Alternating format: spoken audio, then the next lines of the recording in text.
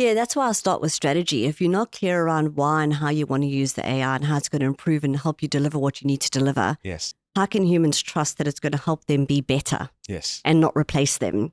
So I feel that people are going into threat state. And so I think it's around how do organizations, number one, get the right tech in place, but with the right mindsets. If we think about we're not just going to do what we did faster and quicker or remove stuff versus I think where the real value gap is kind of widening is where people aren't thinking about the invention, reimagine opportunity.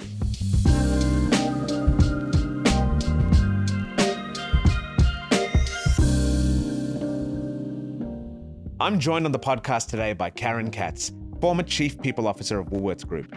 Caryn has enjoyed a multi-decade career in the group, spanning a number of divisions and serving and eventually leading the people function over the last 10 years.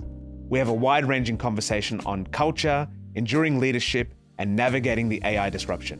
Caryn, it's lovely to see you. Thank you for having me. I'm so thrilled to be here. So Caryn, you've served as, until recently, the Chief People Officer that spanned decades across a number of different roles. You've also got a number of executive roles that you play currently as well. Just would love your reflections on that. Just take us through why the people function and what motivated you to stay so long with Woolworths. Well, I think it was the best job in Australia, to be very frank. And I always said that to people when they asked me. And why people? I've always believed, and it feels so cliche to say this, but I do believe people are the pulse of the business.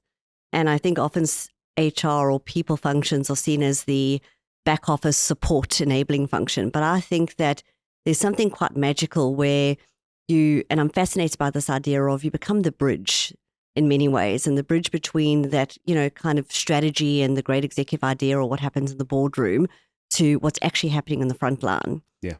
And where I get my energy from is really just being really connected to the pulse of the team. And I think that the magic happens, and it's that unlock where, you can see a healthy culture because it starts to show up in the P&L. Yes. And I feel like that's just such an interesting problem to solve and to be part of solving. And so I've just always felt that the people function is actually right in the thick of things. You become quite a critical enabler and conduit in many ways. And I just get real energy from that. So I've loved it. It's kept me really challenged and engaged for a very long time. I mean, you can see the energy speaking to you right here now about it. Yeah. Maybe if you don't mind, Caryn, let's go all the way back. Yeah. Can you walk us a little bit through your career, early days? You started with Woolworths. It was over 20 years ago now. Yes, it was. In fact, I've been in retail for like over 3 decades. So I've had a wonderful opportunity to have many great experiences through that and work for some wonderful companies over those 3 decades and learn a lot, whether it be in South Africa or here in Australia. And so I actually fell into HR by accident. Okay. I'm still in touch with her. So Siobhan was the person who first interviewed me when I was a 15-year-old casual. And one day while I was studying, I was at uni and I'd kind of been a casual in stores for a long time. She gave me a call and said, "Hey, I've got a headcount approved. Would you like to come and be my kind of personnel, it was called back then, assistant?" I had no idea what it was, but she looked like she was having fun. And I kind of went, "Yeah, sure. I'll come and join you part-time and kind of figure it out as I go." And I never looked back. I stayed in HR. I've always loved being the people side of the business. And I've worked across fashion retail to food retail, small box, big box retail. It's been a wonderful career. Within that, I have stepped out into transformation roles and then gone back into people functions. But I really have just loved being at the heartbeat of the organization. Yeah, having the pulse through the people. I think that resonates so much for me. And maybe if I then zoom in, Caryn, on the sort of most recent 10 years. Yes.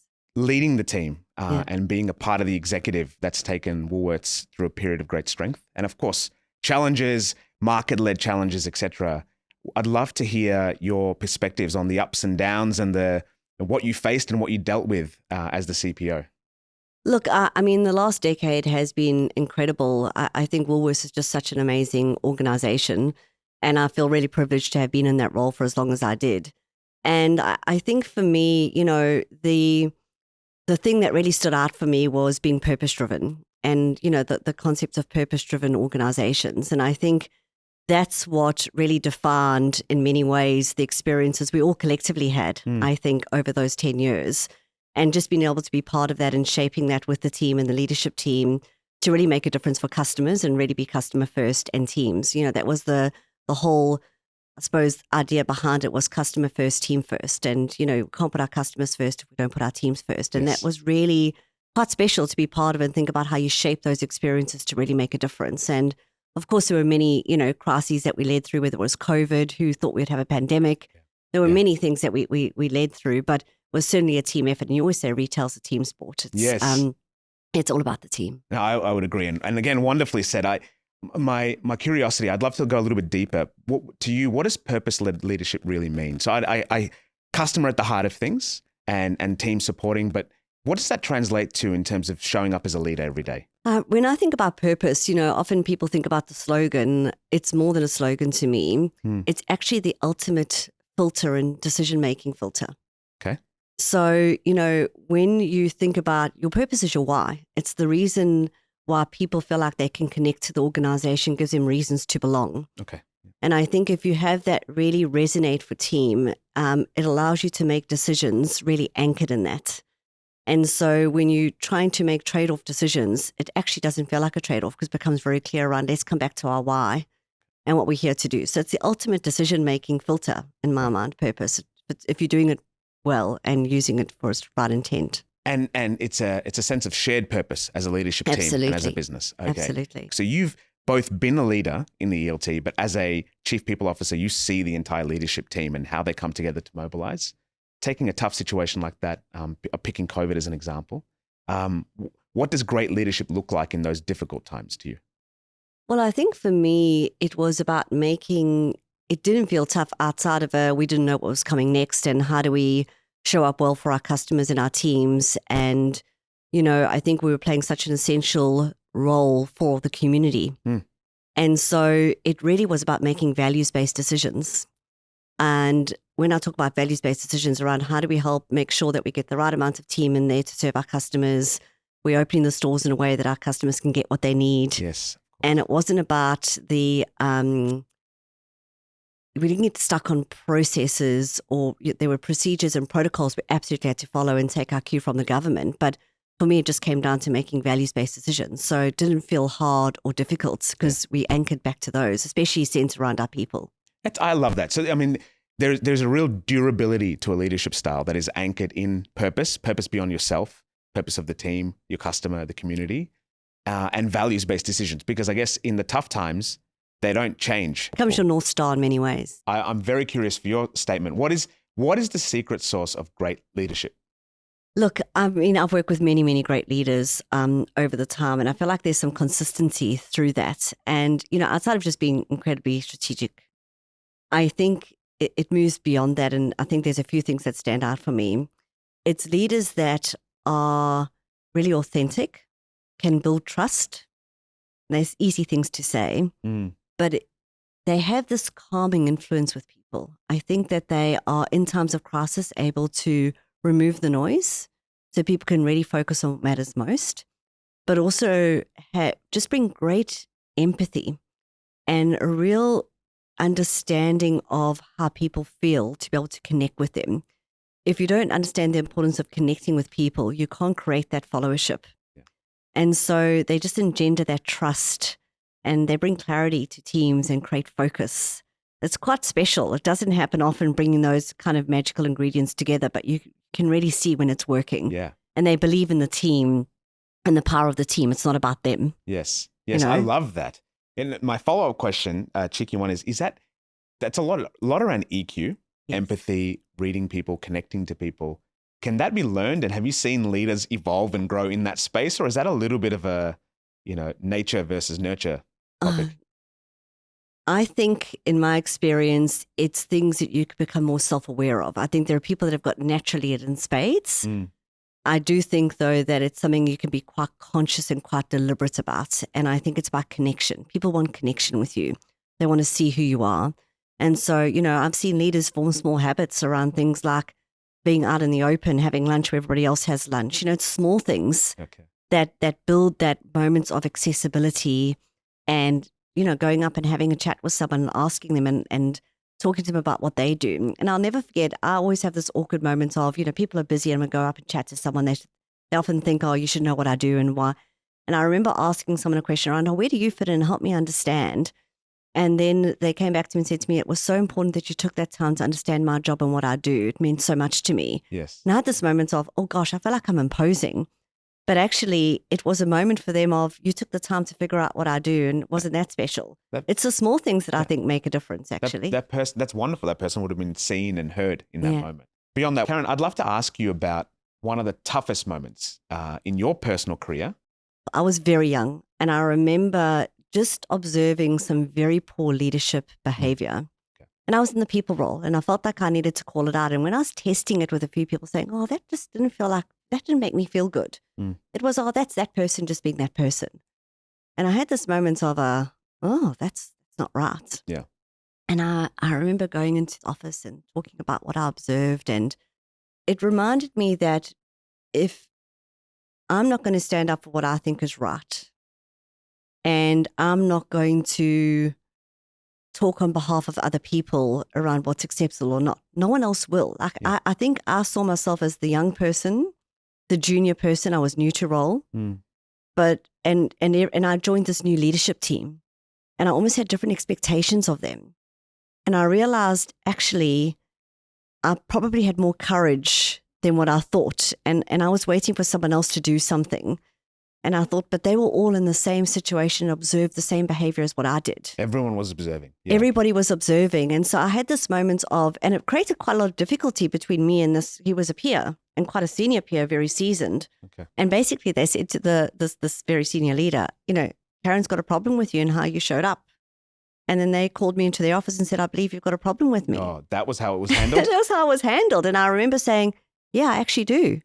And this is not okay. Yeah, you faced into it. And I faced into it. And I feel like it's those moments where you learn as much about yourself as what you do about them. Yeah. It was quite confrontational, quite challenging. But I realized that actually there's more to me and I've got strength, inner strength. Yes. But also conviction for right. And I feel like that's why I've maybe been in the people role for so long. There's almost a sense of you're trying to create an environment where people can be their best selves. Yeah.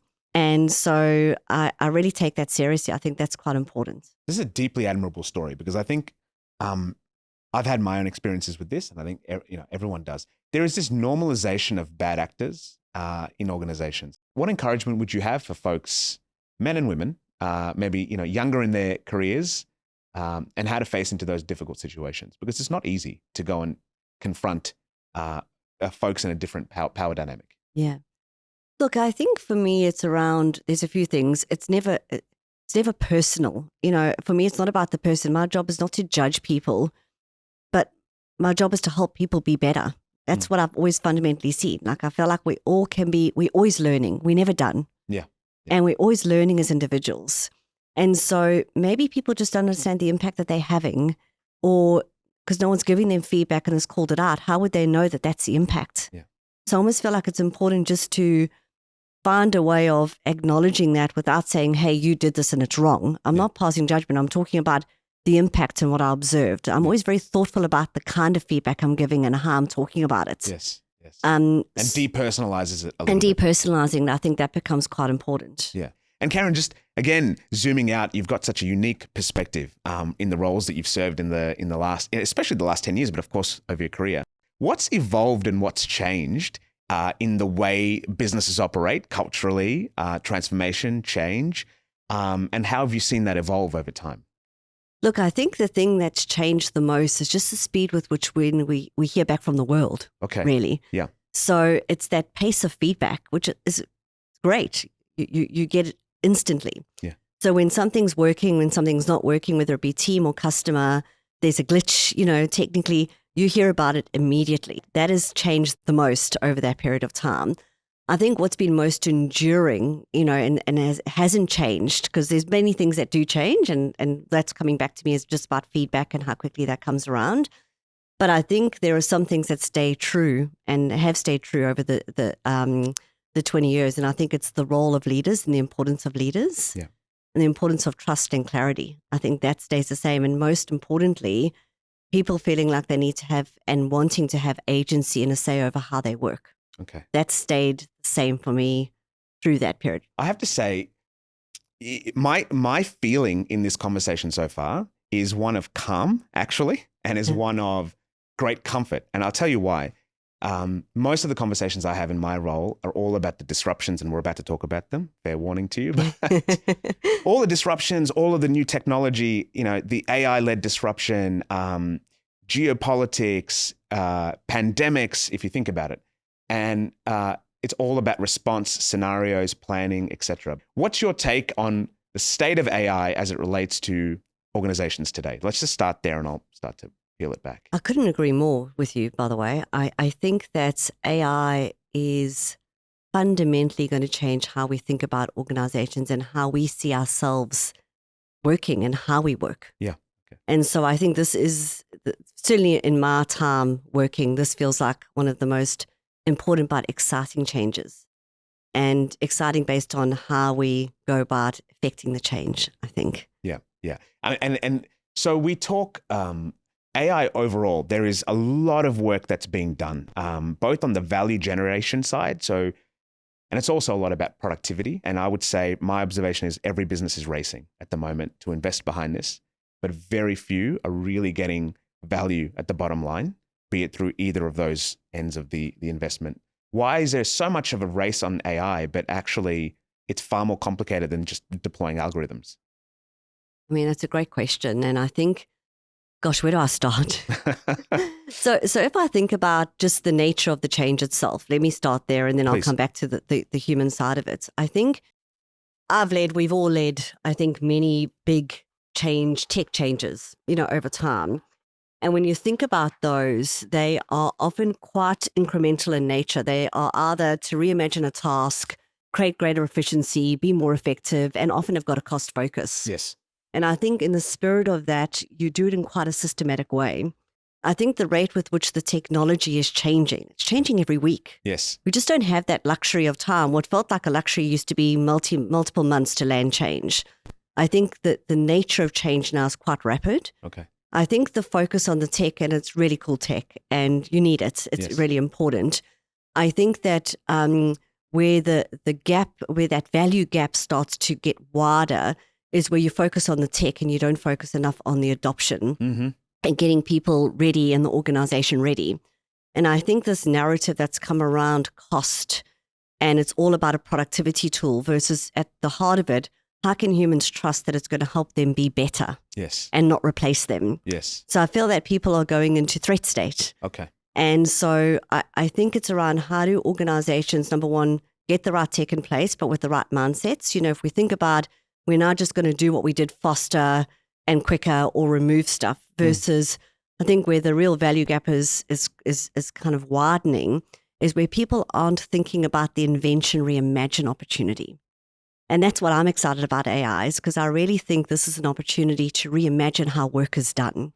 That's a great point. And I guess being the average consumer for a second, how? So the average team member, the rate of change, the rate of innovation, the rate of disruption from some of the big tech players and the innovators in this space, it's not even monthly or quarterly, it's weekly and daily.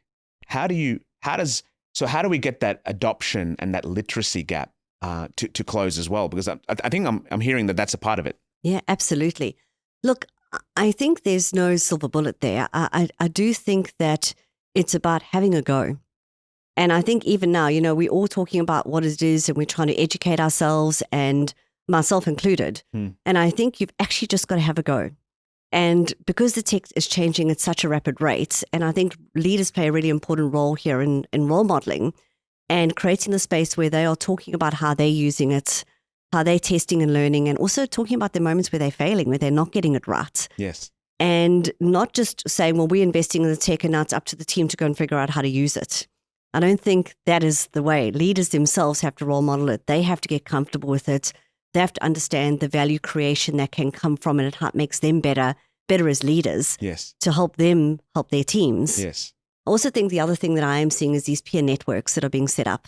Okay. Where teams can solve it for themselves, share with one another. Like the concept are the peer networks, champions, But those super users, I mean, I feel like part of any change, you have the super user group that become the early adopters and they make it safe for everybody else. And it's about showcasing the value creation opportunities, not just the cost saving opportunities. For what it's worth, I thought I was a super user and I shared that with my team, and it was a moment of great humor for them, not for me, when they found out that I'm maybe on step 1 of a 10-step ladder compared to the rest of them. So you also should be careful in self-declaring yourself a super user, I found out. Always very humbling, isn't it? No, it certainly was, yeah. So I thought I was on the cool end of things, but not to be. No. Great. And so for me, it's a tripod. And the way I talk about it is you need a tech or an AI sponsor of any of these innovations, of any of these investments. You need a change management and a real people leadership capability. And then you need a business unit sponsor where this is going to end up being housed and a part of the reimagined workflows. And if that tripod, if any one of the legs of that tripod isn't sort of in place firmly, it falls over.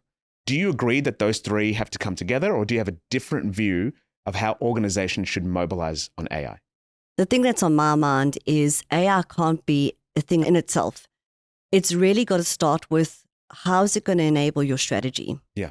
And if you aren't starting with the ambition around what is the role of AI, I think then it almost gets fragmented across the organization. Everybody's having a play. It's the cool thing. Yes. I've got to be able to show and demonstrate it versus how are you going to use AI to reimagine your organization? Because I think it's this reimagination, invention opportunity. Yes. So I do think it starts with strategy, and therefore the role of leaders being very clear on actually what do they want AI to do to unlock for them as an organization. And then it's not just a tech play, as you say, that you need the tech experts and they're figuring out what's the best fit for purpose AI Of course. For your organization. And then I think from a people perspective, it is around what's the environment that we're going to create, but it's reimagining how workflows, its jobs are. I feel like this blending between transformation, people, building the right capabilities. Yes. And of course, you need business sponsorship. You need the business to figure out what they need it for and how it's going to add value. But that's where I talk about the role of leaders. Yes. So there is a little bit of magic around it's not a singular function that's driving it. And this is why I think the leader, the team coming together, that executive team coming together to become very clear on the role of AI. But I do think the people team play a very critical unlock in the transformation of how you're going to use AI and get the organization ready for it. Yeah, brilliant. I know. I really like that answer. That resonates with me. And I guess a question as a follow-on to that is, if it's moving so quickly and if business leaders and team members on the ground level need to become super users and adopt it, is the centralized model of transformation and change being challenged at this point in time in an organizational setting? Yeah, I think change just more broadly in how you affect the change. You know, we often used to do it in quite a sequential way. Yes. And the role of leaders was to design the change in many ways. Yeah. Actually, I think our roles are changing now where we actually have to clear the path. I think that the most enduring change is where teams solve problems for themselves. The people closest to the work are doing the work. They know how they'd want to do it differently. They know where their pain points are. Okay. So they've got to have belief in what AI can do for them. Can it make them better? Yeah. They got to feel comfortable with being able to use it and feel safe to learn and fail and keep testing and reshaping, have the right ambition set for them. But our job as leaders is becoming about clearing the path, not trying to design and step change it. You know, it was quite sequential. I think the rate at which it's changing right now is we've got to just really have the team feel really that they are in the driver's seat of it. Yes. I think that's where the unlock is. And so it's empowering the teams. It's going to be team-led change going forward, not top-down change. What about the risk or the controls and the governance side of things? I mean, naturally, so you need to absorb and move at pace, but at the same time, there is it's power in the hands of many, so to speak. Yes. Do you think about that a little bit, and do you have a perspective there? Yeah, that's why I start with strategy. If you're not clear around why and how you want to use the AI and how it's going to improve and help you deliver what you need to deliver, yes, it also comes back to purpose. You know, so I think the ethics around how you want to use AI for, what are the guardrails, what it's there to do, what it's not there to do, setting that ambition, being very clear on the vision. Then the team will figure out what their biggest pain points are and solve to get towards that. Yes. It's in service of something. Yes. Because I think you dilute it, it's fragmented, people are having a play, they're using it to do cool things, but it's really helping you move forward as an organization. Yeah. Yeah. That's why I feel like it's got to be anchored to strategy. Yeah. Yeah. And you've got to help people figure out how they're going to use it to get there. That's wonderful. How will successful organizations grapple with AI? So I think we actually have to unlearn how we've done a number of things before. We need to democratize where the change and how the change is happening and really be led through our teams, Yes. equip them and enable them, invest in them, getting really comfortable with the technology. So building that muscle, that organizational muscle, invest as much in the people as we are in the tech, Yes. I think becomes really important as an unlock, and close that value gap by not just focusing on the efficiency opportunity, but by really unlocking the reimagination, reinvention opportunity of work. I think work can become more exciting for people, not less exciting, but they've got to trust the tech. They've got a clarity around how it's going to help them be better. Yes. And I think that's where organizations need to feel that they are focusing on and investing enough in, not just the tech, but in the human. Yeah. No, I love that. No, that's Yeah. really helpful. And so the next question then actually becomes, if we're reimagining workflows, if we're reimagining the way things get done, there must have an implication on talent and the mix of talent and the skill stack that we're looking for across organizations. How do you see that evolving in the next, pick a time frame, 24 months, 5 years? What happens to the talent that organizations look for and cultivate? That's a question in many ways. Look, I don't have a crystal ball that's any better than anyone else's, quite frankly, but I do feel that, as I said, we're going to move away from traditional job descriptions, I think, and move to the flow of work and how work is done. That's fundamentally going to change how organizations are organized. I think you have to. Yes. You have to think about, the traditional hierarchical way of organizing. I think spans and layers, you're going to become flatter organizations. Yeah. And I think the work people are doing is going to be different. But I think that's if you take it through a reimagining work mindset. And I think that's the exciting opportunity. It's going to create roles that none of us can think about now, especially 5 years out, A couple of years out, I think it's more around getting people comfortable with the technology, using it to greatest effect. I think that, it's going to help people be better foster versions of themselves, but you still need great curiosity, people with really good judgment and experience. And so I think it's how people see it as a good for them to help them be better. Yeah. That's where I'm focusing my time and energy, because I think that's the real unlock. What does that mean for the individual and for jobs? And are you optimistic about the future here, or is there cause for concern? I'm personally optimistic about the future. Okay. I think that AI can be a very big value add for us as individuals, as well as for organizations. Yes. And I think my encouragement is, keep learning, keep being curious as an individual, as a team. Think about, how can this make me better? How can this help me be more effective? My encouragement to organization is, for any time and effort you're saving, reinvest it back in. I feel like we get to get back to the craft of what we do. Yeah. Get to spend time on the more strategic, bigger, more difficult problems to solve, and, get to really innovate in an interesting way. And so it's getting that right proportion of investments. Of course, productivity, being more effective, more efficient matters. Yeah. It's what we're doing to reinvest in, so people can feel like it is something that will make them better. I'd love to shift from an organizational perspective on change to change within your own personal context. Until very recently, and you might have to catch me up on the timeline here, we've recently stepped down, if I'm not mistaken. Yes, that's right. And come back from a little break, a mini break. And so now it's the open field in terms of what next. I'd love to know what's next for you on the horizon. Yeah. Look, it was a big decision because, as I said, best job in Australia. Yes. I've loved it, have done it for a very long time, and an amazing organization, amazing. And I felt that it was time for me to challenge myself in a different way. And this is my year for taking myself out of my comfort zone and, leaving skydiving or leaving this job without knowing what's next has been a kind of a big step for me. Okay. Yeah. But I do know what's next is learning and investing in myself. And I think AI is one of those things. So I've signed up for an AI program. I'm going to go and do that because I feel like it's no good as a people partner just being able to talk about it and to build it. I've got a few things planned, but it's more about exploring, thinking about what's next, but learning at the same time. And maybe just a last question here. You've had such an extended career, a beautiful career, and one you're so grateful for. It comes through in our conversation. To those who are earlier in their careers, what would your advice be to the younger generation listening to this? My advice would be keep learning and stay curious, because I think those are two things that always stand you in good stead. Yeah. And you say yes until you say no. You've got nothing to lose. I feel like your career is not a sprint, it's a marathon. And so take every opportunity and think about how it's going to build on the next opportunity, and remain open to not what you're going to get out of it, but what you can learn from it. I feel like that's always the biggest thing for me. I've never gone or chased what's the next job, what's the next job title, or it's always been about what can I learn, what value can I add, but also what can I learn from this. Yeah. And I feel like that becomes really important. And tech will change. It's changing at such a rapid pace. Yeah. But asking the right questions, remaining curious is going to stand you in good stead. Caryn, it's been wonderful to sit down with you. I think what I wanted to start as a conversation around AI and change management has actually become not just that, but much more around durable values, purpose-led leadership, and how to continue to stay true to those core ideals in an increasingly disruptive era. So thanks for sitting down with me today. Thank you. Thank you for having me.